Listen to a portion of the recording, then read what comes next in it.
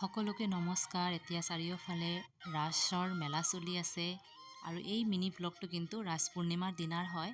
সিদিনা আমাৰ ঘৰত এটা বিশেষ আয়োজন আছিলে, মানে সকলোৱে ব্যস্ত হৈ আছিলে, কাৰণ আমি লৈ অহা ৰাধা কৃষ্ণৰ মূৰ্তিটোক আজি আমাৰ গাঁৱত ৰাধা গোবিন্দ মন্দিৰত স্থাপনা কৰা হ'ব।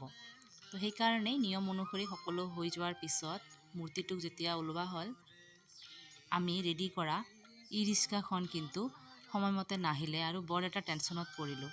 তাৰপিছত সিদ্ধান্ত লোৱা হ'ল যে এনেকেই গাড়ীৰ পিছফালে লৈ যোৱা হ'ব, আৰু সকলোৱে কৈ আছিলে এই আইডিয়াটোৱেই বেষ্ট আইডিয়া হৈছে বুলি। তো এনেকেই লাহে লাহে মূৰ্তিটোক মন্দিৰলৈ লৈ যোৱা হ'ল, আৰু সেইটো চাবলৈও বহুত ধুনীয়া হ'ল। সকলোৱে পিছে পিছে এনেকৈ গৈ আছিলে। তো এই গাঁওখনতো মই নতুন, আৰু জেগা বিশেষে কিন্তু নিয়মবোৰ অলপ অলপ বেলেগ হয়। তো সকলোবোৰ নিয়ম বা জেগা মই এক্সপ্ল'ৰ কৰি আছোঁ এতিয়া, আৰু বৰ ভাল লাগে এনেকুৱা দৃশ্যখিনি চাই কিনে। মোৰ বহুত ভাল লাগে। প্ৰাণ প্ৰতিষ্ঠা হোৱাৰ পিছত মূৰ্তিটোত কিন্তু এটা চেঞ্জেছ আহে, সেইটো এটা অনুভূতিৰ বিষয়। সকলোৱে সেইটো অনুভৱ কৰিব পাৰেই চাগে।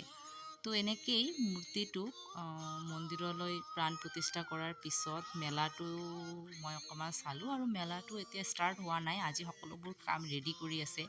এই বস্তুটোৰ নাম হৈছে ৰাস চক্ৰ। এইটো এনেকৈ ঘূৰাই কিনে উইচ গ্ৰেণ্টিং কৰে বুলি কয়। তো এনেকৈ মনোকামনাখিনি ভগৱানৰ আগত ব্যক্ত কৰে। যি হওক, ভগৱানৰ লগততো কেতিয়াও লেনদেনৰ সম্পৰ্ক হ'ব নোৱাৰে, এইটো বিলিফ আৰু মানুহৰ।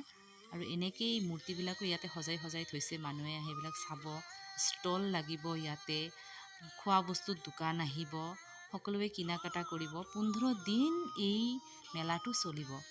তো আপোনালোকেও আহিব এই মেলাটো চাবলৈ। আৰু এনেকেই আজিৰ মিনি ব্লগটো মই শেষ কৰিলোঁ। Thank U.